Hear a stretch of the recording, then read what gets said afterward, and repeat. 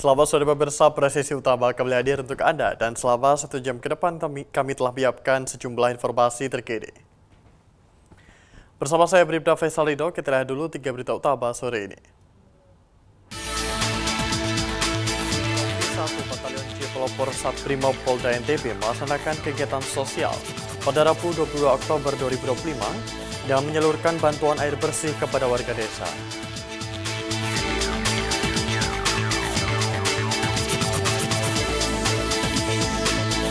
Polsek Pangkalan Banteng, jajaran Polres Kota Waringin Barat, berhasil mengamankan 2 orang pelaku pencurian kendaraan bermotor atau curanmor.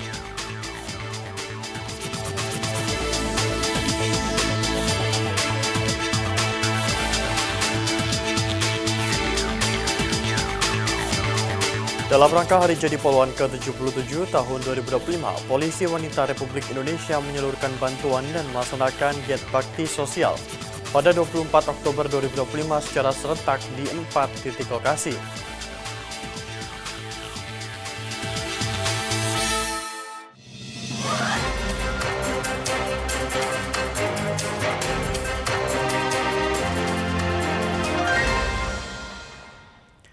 Di informasi pertama, pemirsa Polresta Palu menggelar rekonstruksi kasus pembunuhan tragis yang terjadi di Bukit Sofa. Total ada 33 adegan rekonstruksi yang diperagakan oleh tersangka. Kegiatan rekonstruksi dipimpin oleh Kasat Reskrim Polresta Palu AKP Ismail Bobi.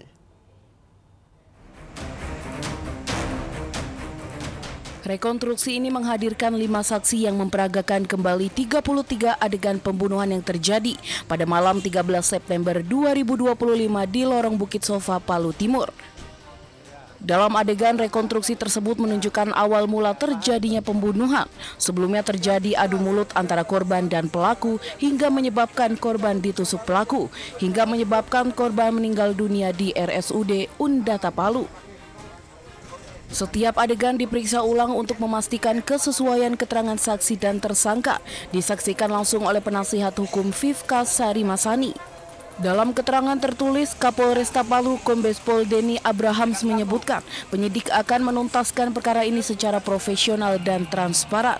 Hingga kini tersangka dijerat dengan pasal 338 Junto 351 ayat 3 KUHP tentang dugaan pembunuhan subsider penganiayaan yang menyebabkan kematian.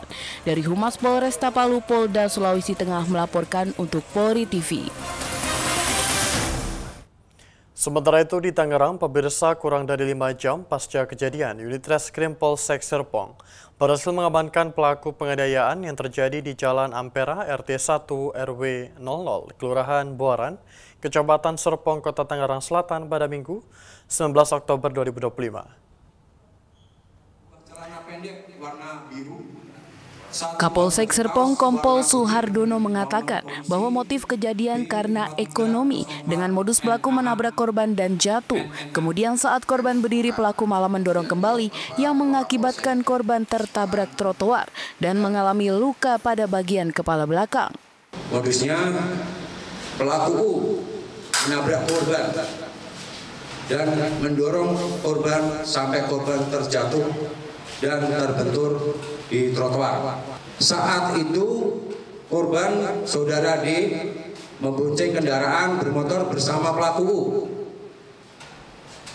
Di dalam perjalanan pulang ternyata mereka terlibat pertengkaran. Akhirnya saudara U turun dari sepeda motor dan berjalan. Tiba-tiba saudara U itu menabrakkan sepeda motor ke arah korban saudara D. Saudara D jatuh, begitu jatuh tidak sempat ditolong, berdiri lagi, setelah jalan didorong oleh tersangka yaitu saudara U. Akhirnya didorong jatuh, kepala terkena trotoar. Kanit Reskrim beserta anggota opsional mengarah ke tempat rumah dari tersangka, yaitu tersangka D. Tersangka U. Dari situ dicari kesaksian, keterangan sekitarnya, dan akhirnya saudara U kembali ke rumah. Setelah kembali di rumah, diamankan oleh anggota opsional Polsek Serpong. Atas perbuatannya, pelaku disangkakan melanggar pasal 351 ayat 2 KUHP tentang penganiayaan dengan ancaman hukuman penjara paling lama 5 tahun.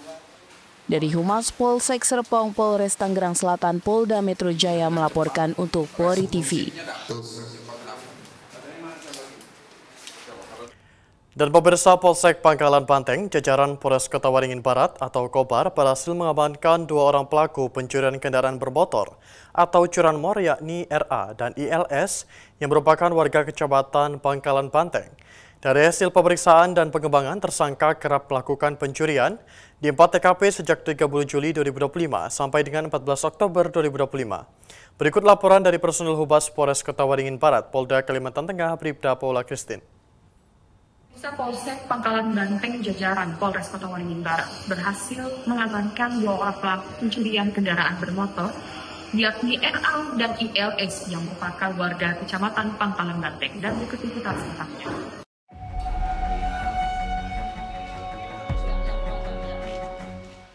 Dari hasil pemeriksaan dan pengembangan, tersangka kerap melakukan pencurian di 4 TKP Kecamatan Pangkalan Banteng sejak 30 Juli 2025 sampai dengan 14 Oktober 2025. Selain itu, ada 7 TKP di Kecamatan Pangkalan Lada yang dimulai sejak 31 Maret 2025 sampai dengan 17 Oktober 2025, serta di Kecamatan Arsel sebanyak 1 TKP yakni pada tanggal 16 Oktober 2025. Modus operandi yang digunakan oleh kedua pelaku yakni dengan melakukan pencurian pada rentang waktu menjelang subuh dengan sasaran kendaraan bermotor yang terparkir di halaman dalam kondisi tidak terkunci stang maupun kunci masih menempel pada kendaraan. Saat ini sudah ada 12 kendaraan yang berhasil teridentifikasi dari 80 kendaraan yang telah diamankan. Lebih lanjut, Kapolres juga menghimbau kepada masyarakat khususnya di Kabupaten Kota Waringin Barat apabila ada yang mengalami kehilangan kendaraan bermotor selama kurun waktu 2024 hingga 2025 dapat melakukan pengecekan ke Polres Kota Waringin Barat. Guna mempertanggungjawabkan perbuatannya, pelaku dijerat dengan pasal 363 ayat 2 KUHP pidana tentang pencurian dengan pemberatan. Di informasi lainnya, pemirsa, Satuan Tugas Pangan Polres Blora melaksanakan operasi pasar di Pasar Sidomakmur, Blora pada Rabu 22 Oktober 2025, mulai pukul 9.20 WIB. Kegiatan ini berfokus pada pengendalian dan stabilisasi harga komoditas beras di pasaran.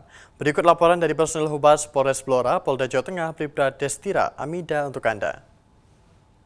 Assalamualaikum warahmatullahi wabarakatuh. Halo Sobat Humas Polres Blora, kembali lagi bersama saya, Bribda Destira dari Humas Polres Blora.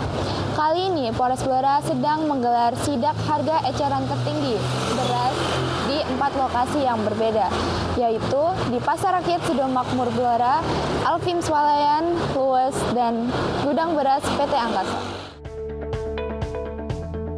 Dari hasil pengecekan, didapati bahwa harga beras stabilisasi pasokan dan harga pangan SPHP dari Bulog terpantau stabil di tingkat kios pasar, dijual seharga Rp12.000 per kilogram atau Rp62.500 per 5 kilogram.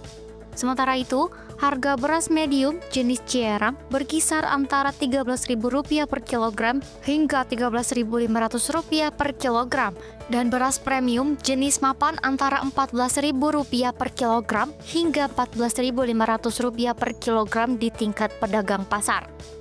Namun, tim juga mencatat adanya disparitas harga yang signifikan di retail modern. Di beberapa swalayan, harga beras medium seperti Supernaga mencapai Rp15.300 per kilogram dan beras premium Ya Rice mencapai Rp16.800 per kilogram.